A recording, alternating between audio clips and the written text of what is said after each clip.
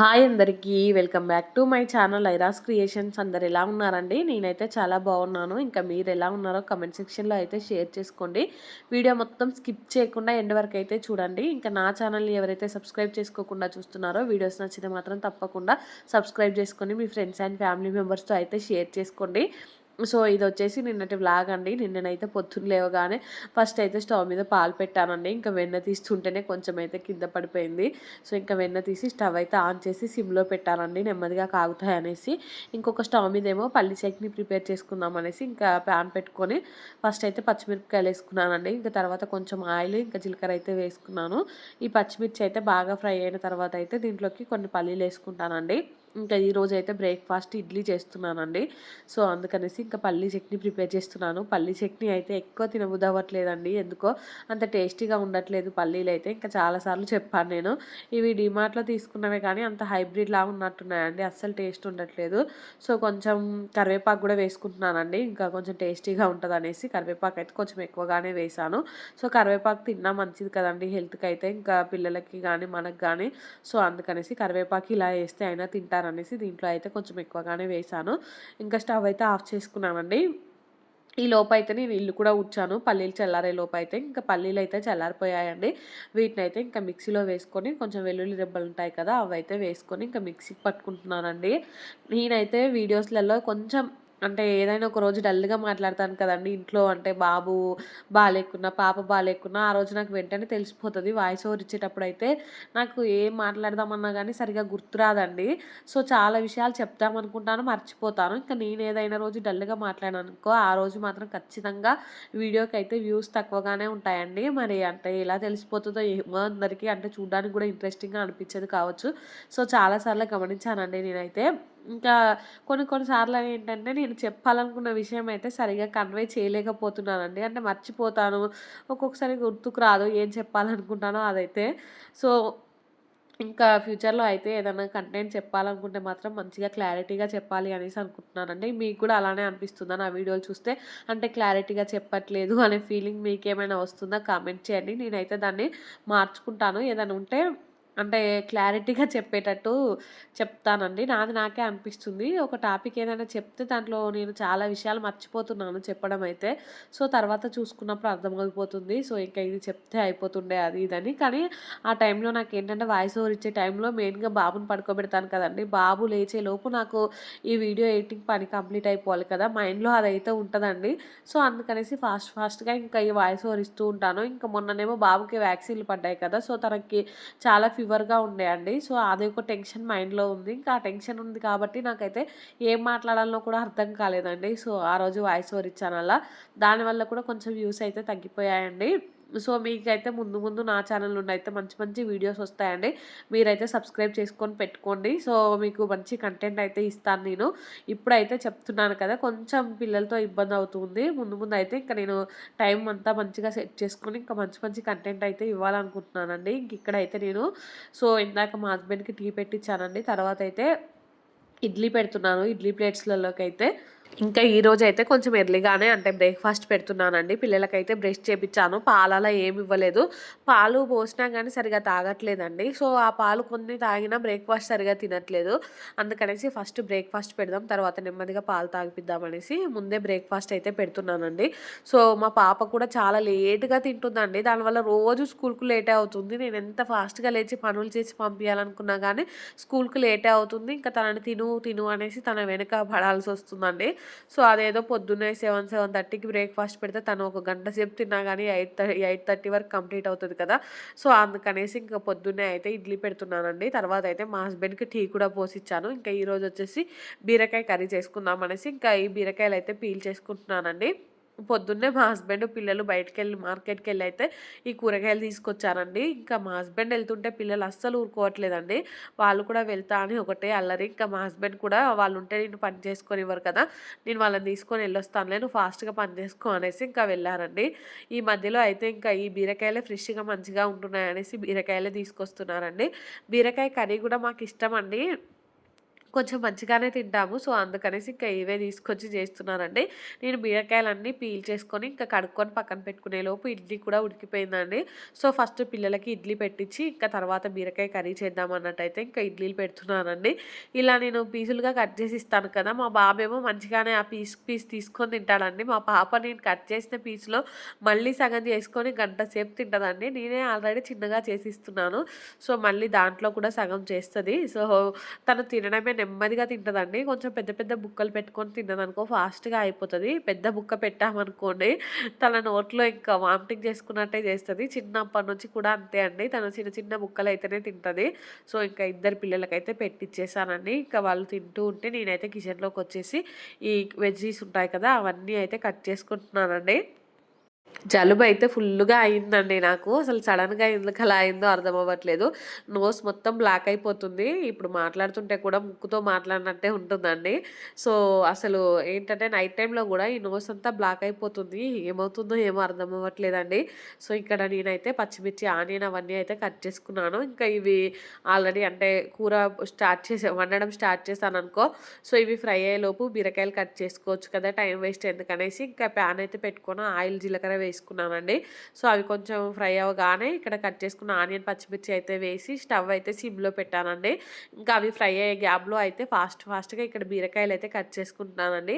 బీరకాయలైతే ఇంకా ఇట్లా చిన్న ముక్కలుగా కట్ చేసుకొని కర్రీ ట్రై చేయండి. టేస్ట్ అయితే సూపర్‌గా ఉంటది. ఆ పెద్ద పెద్ద ముక్కల కంటే. సో, ఇంకా అన్నీ అయితే ఇలా కట్ చేసుకున్నాను. నేనైతే కొంచెం ఈ వెజిటబుల్స్ అయితే ఫాస్ట్‌గానే కట్ చేస్తానండి. అంత స్లోగా అయితే కట్ చేయను. చిన్నప్పటి నుంచి నాకు వెజిటబుల్స్ కట్ చేయడం అంటే ఒక ఇష్టమండి. మా అమ్మమ్మ వాళ్ళ ఇంటికొచ్చినప్పుడు మా అమ్మమ్మ ఏదైనా పని చెప్తే నేను కూరగాయలు కట్ చేస్తాను. నువ్వు కూర వండేటప్పుడు అనేదాన్ని. ఇంకా మా అమ్మమ్మ నేనున్న రోజులు కూడా నాకే ఇచ్చేదండి కూరగాయలు. కట్ చేయి ఇంకా నేను కర్రీ చేస్తాను అనేసి. ఇంకా వాళ్ళకి ఒక పెద్ద కత్తిపీట ఉండే అండి. ఇంకా దాన్ని కింద పెట్టుకొని అంటే కింద మంచిగా కూర్చొని ఇంకా నెమ్మదిగా ఆ కూరగాయలన్నీ ఓపికగా కట్ చేసి మా అమ్మమ్మకి ఇచ్చేదాన్నండి.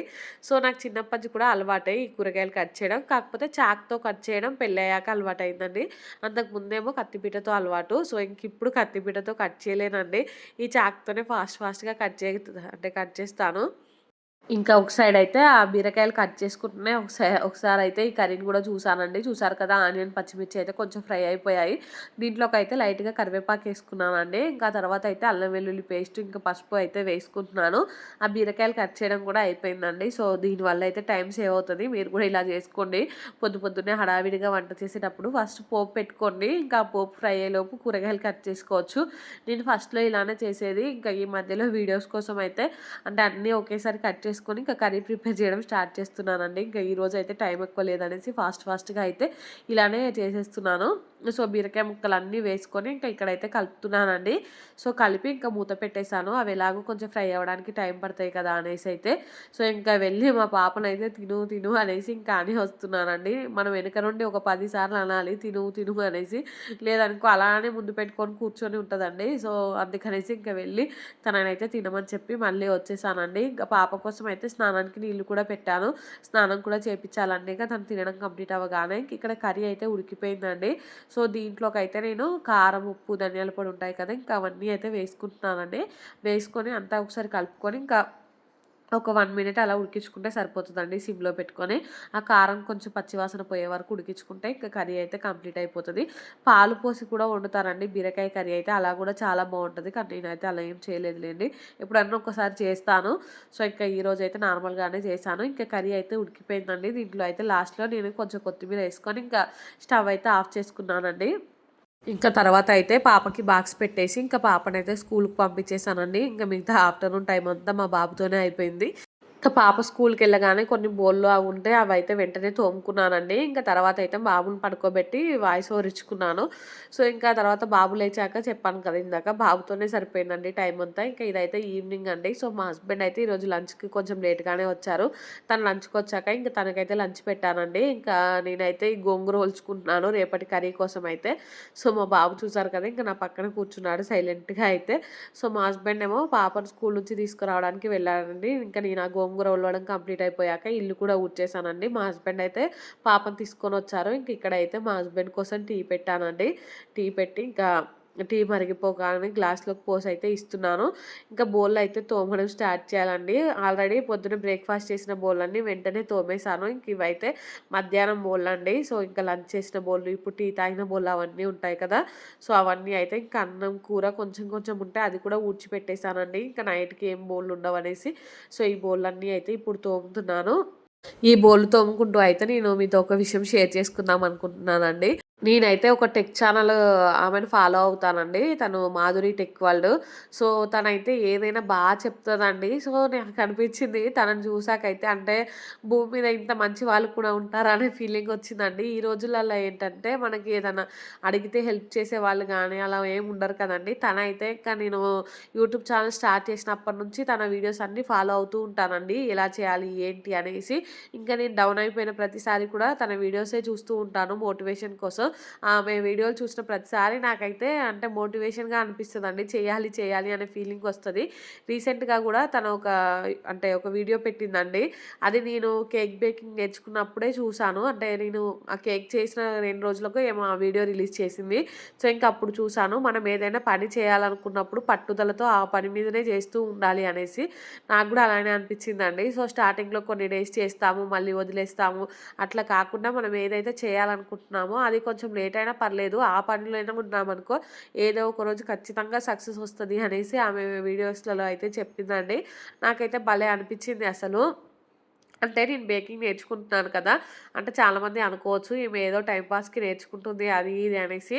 నాకు కూడా అంతకుముందు అనిపించేదండి నేర్చుకోవాలి, నేర్చుకోవాలి అనేసి. అంత సీరియస్‌గా అయితే ఎప్పుడు అనిపించలేదు. ఇంక ఇప్పుడైతే సీరియస్‌గా నేర్చుకుందాం అనే ఫీలింగే వచ్చిందండి. ఇంక నేను స్టార్ట్ చేసిన 2 రోజులకో ఏమో ఆమె వీడియో చూసాను.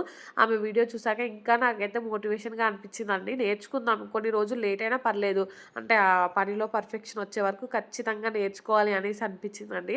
నాకు ఇంకొకటేంటంటే ఆమె విషయంలో అంటే ఇంత మంచి వాళ్ళు కూడా ఉంటారు అనేసి అన్నాను కదా! ఎందుకు అనంటే నాకు యూట్యూబ్‌లో ఏ చిన్న డౌట్ వచ్చినా గానీ నేనైతే నా ఛానల్‌కి సంబంధించినవి ఏవైనా ఉంటే స్క్రీన్ షాట్స్ తీసి తనకైతే ఇన్‌స్టాగ్రామ్‌లో మెసేజ్ చేస్తానండి. మెసేజ్ చేసిన వెంటనే తనైతే రెస్పాండ్ అవుతారు. అంటే తనకు ఎంతోమంది మెసేజ్‌లు చేస్తూ ఉంటారు కదండీ! చాలా అంటే టెక్ ఛానల్స్ వాళ్ళు ఉంటారు కదా! వాళ్ళేంటంటే సరిగ్గా రెస్పాండ్ అవ్వరు. వీళ్ళకేంటి చెప్పేది అనే ఫీలింగ్ ఉంటదండి. మళ్ళీ ఆల్రెడీ మేము యూట్యూబ్ వీడియోస్‌లలో చేసాం కదా! అది చూడండి, అది చూసి నేర్చుకోండి, మళ్ళీ మీకు చెప్పాలా అని గూడా కొంతమంది అంటారండి. కానీ తను అలా కాదు. నేనెప్పుడు డౌట్ అడిగినా గానీ నాకే ఫస్ట్ అనిపిస్తది ఇబ్బంది పెడుతున్నానేమో అనేసి. కాకపోతే అడుగుదాం చెప్తే చెప్పింది లేకుంటే లేదు అనేసి తనకైతే ఇన్‌స్టాగ్రామ్‌లో మెసేజ్ చేస్తానండి నేను. ఇంకా ఇంకా తను నేను మెసేజ్ చేసిన ప్రతిసారి ఒక 1, 2 అవర్స్‌లో అయితే ఖచ్చితంగా రిప్లై ఇస్తదండి. అంటే ఒక్కొక్కసారి అయితే వెంటనే రిప్లై ఇస్తది. ఇంకొకసారి ఏంటంటే తను పనిలో ఉన్నా, ఇంకా ఏదైనా బిజీగా ఉన్నా గానీ తర్వాత చూసుకొని అయితే ఖచ్చితంగా వాయిస్ మెసేజ్ అయినా పెడతదండి. సో, నాకైతే భలే అనిపిస్తది. ఇంత మంచి వాళ్ళు కూడా ఉంటారా అనే ఫీలింగ్ వస్తదండి. సో, స్టార్టింగ్‌లో అయితే ఫస్ట్ మెసేజ్ పెట్టడానికి ఆలోచించాను. అంటే రిప్లై ఇస్తదో, ఇవ్వదో, ఏమనుకుంటారో, ఇంకా ఈ సిల్లీ సిల్లీ డౌట్స్ అడిగితే కూడా కొంచెం ఎవరికైనా చిరాకుగా అనిపిస్తది కదండీ! సో, అలా అనుకోని ఇంకా ఫస్ట్ అడగాలా వద్దా అనేసి అనుకోని ఒకసారైతే అడిగానండి. సో, ఇంక తను వెంటనే రెస్పాండ్ అయింది. ఇంక అప్పటినుంచి తన ఛానల్ అయితే ఫాలో అవుతున్నాను. ఇంకా ఏదైనా డౌట్స్ ఉంటే మాత్రం తనకి ఇన్‌స్టాగ్రామ్‌లో మెసేజ్ పెడతానండి నా ఛానల్ గురించి అయితే.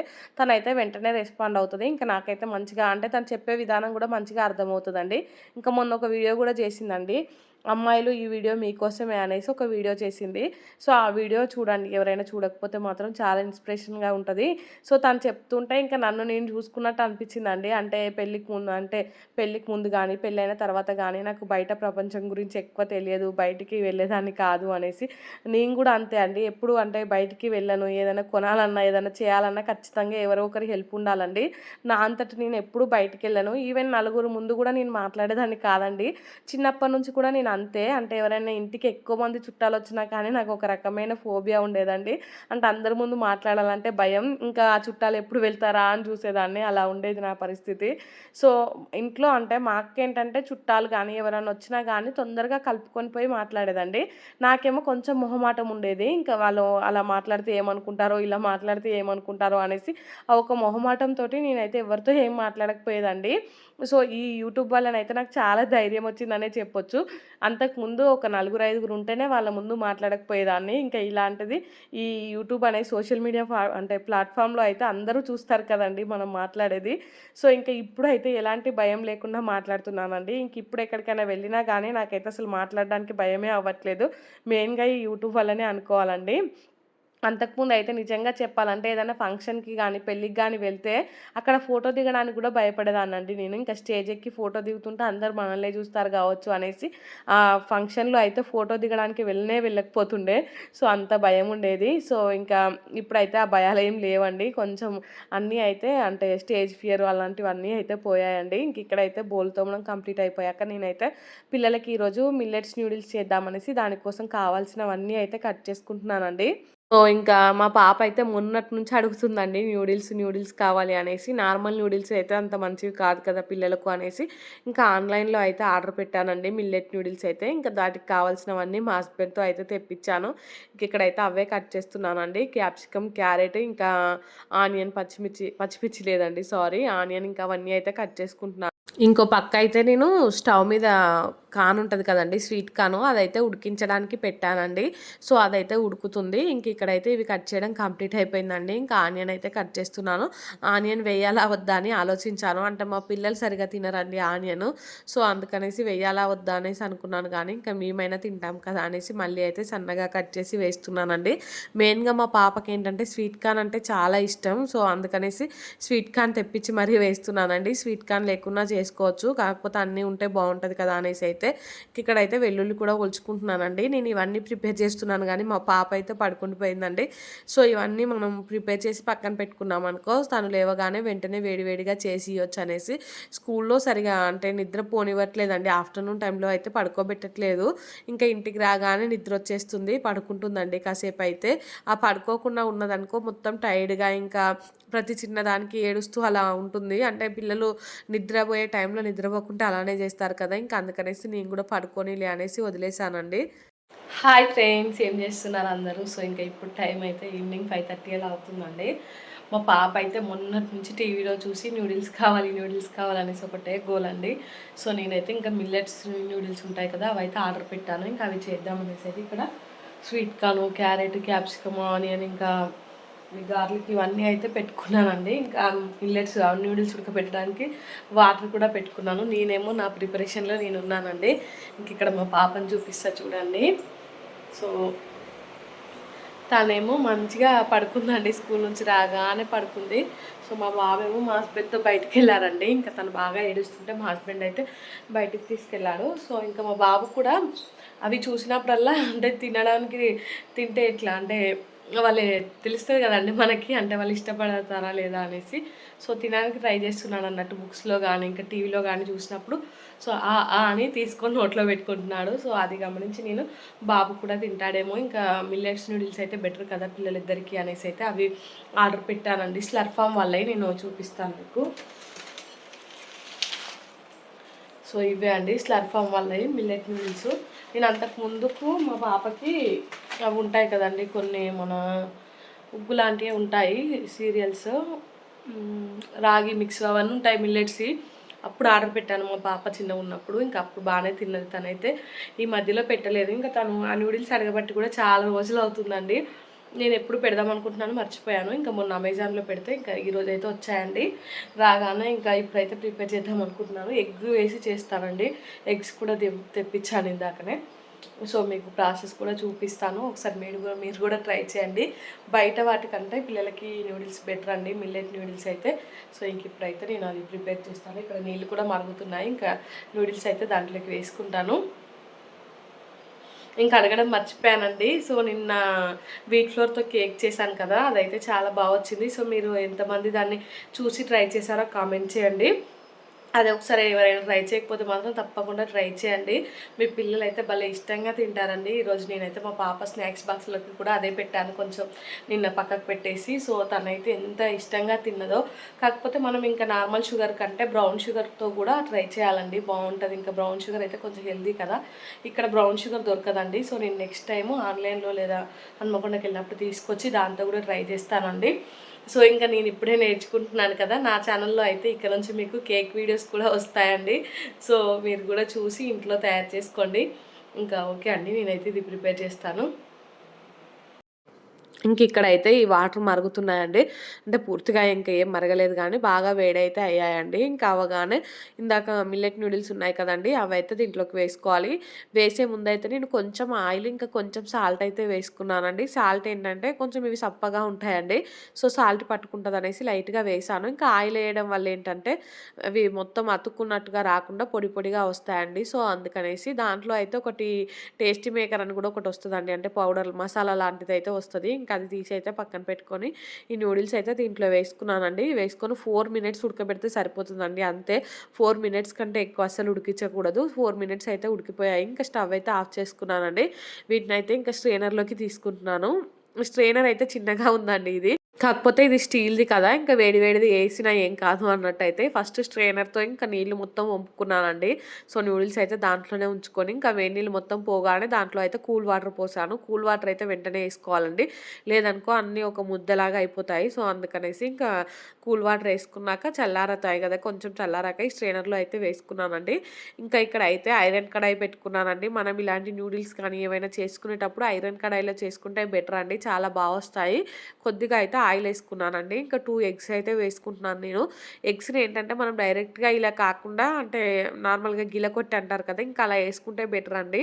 నేనైతే ఇంకా మా బాబు బయట నుంచి వచ్చాడు. సో, ఈరోజు పొద్దున్న నుండి సరిగ్గా తినలేదండి. అన్నం ఏం తినలేదు. ఇంకా ఏడుస్తున్నాడనేసి ఫాస్ట్‌గా ఇవైతే ప్రిపేర్ చేసుకుంటున్నాను. అందుకనేసి ఇంక ఎగ్స్ అయితే డైరెక్ట్‌గా వేశానండి. వేసి పైనుంచి అయితే కొంచెం పెప్పర్ పౌడర్ ఏసాను. వేసి ఇంకా వీటినైతే ఇలా కలుపుకుంటున్నానండి. ఈ ఎగ్స్ మొత్తం అంటే కొంచెం ఫ్రై అయిన తర్వాత వీటినైతే తీసి పక్కకు పెట్టుకోవాలండి. అందులోనే ఉంచకూడదు. ఇంకా ఇక్కడైతే తీసి పక్కన పెట్టుకుంటున్నాను చూసారు కదా! మళ్ళీ అదే ఆయిల్‌లో అయితే కట్ చేసుకున్న వెజిటబుల్స్ ఉన్నాయి కదా! ఇంకా అవన్నీ వేసుకుంటున్నానండి. నేనైతే కొంచెం ఎక్కువగానే వేసుకున్నాను వెజ్జీస్ అయితే. ఎందుకంటే ఇంకా పిల్లలు సరిగ్గా అంటే ఆ వెజిటబుల్స్ తినకపోయినా నేను మా హస్బెండ్ తింటాం కదండీ! సో, అందుకనేసి ఎక్కువగానే వేశానండి. మా పాప ఏమో ఇంకా స్వీట్ కార్న్ తింటది. సో, తన కోసం స్వీట్ కార్న్ ఏసాను. ఇంకా ఆ వెజిటబుల్స్ అన్నీ అయితే మంచిగా ఫ్రై చేసుకోవాలండి. అంటే బాగా అంటే మెత్తగా ఉడకనవసరం లేదు. కొంచెం క్రంచీగా ఉంటేనే సరిపోతదండి. సో, కొంచెం అంటే ఒక 60% అయితే ఉడికితే సరిపోతది. ఇంకా దీంట్లోకైతే నేను కొంచెం సాల్ట్ ఏసుకున్నానండి. కారం గూడా లైట్‌గా వేశాను. సో, ఇన్ని వెజిటబుల్స్ ఏసుకున్నాం కదండీ! దాంట్లో వచ్చే అంటే మసాలా అయితే సరిపోదు. సో, అందుకనేసి పైనుంచి మళ్ళీ కొంచెం కారం అయితే వేశానండి. ఇంకా వేసి అవన్నీ అయితే ఒకసారి కలుపుకున్నాను. సో, ఇవైతే చూసారు కదా! మీకు చూపిస్తున్నట్టయితే కొంచెం మగ్గిపోయాయండి. ఇంకా ఇందాక ఉడికించుకున్న నూడిల్స్ ఉన్నాయి కదా! అవైతే దీంట్లోకి వేసుకున్నాను. వేసుకొనైతే ఇంకా టేస్టీ మసాలా ఉంది కదా! దాంట్లో వచ్చింది. అదైతే పైనుంచి కొంచెం ఏసానండి. వేసి మళ్ళీ ఒకసారి కలిపి ఇంకొక సైడ్ కొంచెం ఏసాను. ఇంకా వేసి ఇప్పుడైతే కొంచెం హై ఫ్లేమ్‌లో పెట్టుకుంటూ వీటినైతే టాస్ చేశానండి. ఒక 1, 2 మినిట్స్ అయితే. ఇంకా లాస్ట్‌లో మనం ఇందాక ఫ్రై చేసుకున్న ఎగ్ ఉంది కదండీ! ఆ ఎగ్ యాడ్ చేసుకుంటే సరిపోతదండి. చాలా సింపుల్ ప్రాసెస్ అండి. దీంట్లో అయితే ఎలాంటి సాసులు ఏం ఎయ్యం మనము. పిల్లలకైతే చాలా హెల్తీ రెసిపీ అండి. ఇంకా బయట నూడిల్స్ అవి పెట్టడం కంటే ఇలా ఇంట్లో చేసి పెడితే చాలా మంచిది. వాళ్ళు ఇష్టంగా తింటారు. మనకు కూడా అంటే ఏదో జంక్ ఇచ్చిన గిల్టీ ఉండదండి. హెల్తీగా ఇచ్చిన ఫీలింగ్ అయితే ఉంటది. సో, ఇంకిక్కడైతే మసాలా పట్టేటట్టయితే ఒకసారి మంచిగా కలుపుకుంటున్నానండి. సో, ఇప్పుడైతే స్టవ్‌ను అంటే సిమ్‌లో పెట్టేసాను. ఇందాక హై ఫ్లేమ్‌లో ఉండే కదండీ! సో, ఇప్పుడైతే కొంచెం సిమ్‌లో పెట్టేసి ఇంకా వీటినైతే బాగా కలుపుకున్నానండి. కలుపుకొనైతే ఇంకా మనం ఇందాక ఫ్రై చేసి పెట్టుకున్న ఎగ్ ఉంది కదండీ! అదైతే పక్కన పెట్టుకున్నాం కదా! ఇప్పుడు ఆ ఎగ్ అయితే దీంట్లోకి యాడ్ చేసుకోవాలండి. ఎగ్ మీకు ఇష్టం ఉంటే ఏసుకోండి. లేదంటే లేదు. ఇలా డైరెక్ట్ కూడా తినొచ్చండి. సో, నేనేంటంటే ఎగ్ మాకిష్టం కాబట్టి ఏసుకున్నానండి. ఇంకా మా బాబు కూడా మంచిగా తింటాడు ఈ ఎగ్ అయితే. సో, అందుకనేసి వేశాను. సో, ఇంకంతే అండి. స్టవ్ అయితే ఆఫ్ చేసుకోవడమే. చాలా సింపుల్ ప్రాసెస్ అండి. మీరు కూడా ఒకసారి ఇంట్లో ట్రై చేయండి. మా పిల్లలైతే ఎంత ఇష్టంగా తిన్నారో అండి. సో, ఇంకా ఈ వీడియో అయితే ఇంతటితో ఎండ్ చేస్తున్నానండి. వీడియో నచ్చితే మాత్రం తప్పకుండా లైక్ చేయండి, షేర్ చేయండి, ఇంకా సబ్స్క్రైబ్ చేసుకోండి. అలానే బెల్ ఐకాన్ క్లిక్ చేయండి.